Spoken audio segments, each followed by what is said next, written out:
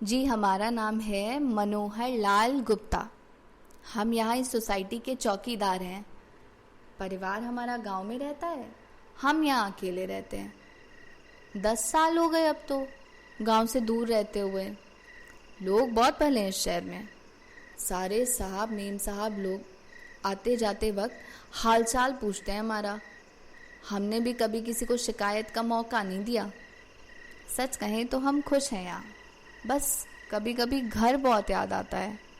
बाहर चारपाई पर बैठी हुई अम्मा, रसोई में खाना बनाती हुई हमारी पत्नी सुमन और पढ़ाई करती हुई हमारी बिटिया पिंकी। सबके चेहरे याद आते हैं ना साहब, तो आंखें भर जाती हैं। अब आप भी कहेंगे मनोहर ये कौन सी बातें लेकर बैठ गए हैं। अब हम भी क्या करें साहब, इतनी लंबी रात अब जागते हुए भला काटे भी तो कैसे। तो जो कोई भी मिलता है उससे दुख दर्द बांट लेते हैं।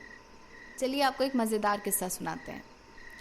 यहाँ पिछले साल अक्टूबर में वहीं पीछे वर्मा जी के यहाँ चोरी हुई थी। हमने पूरी कोशिश की थी उन चोरों को रोकने की, पर उनके पास तरह तरह के हथियार थे साहब।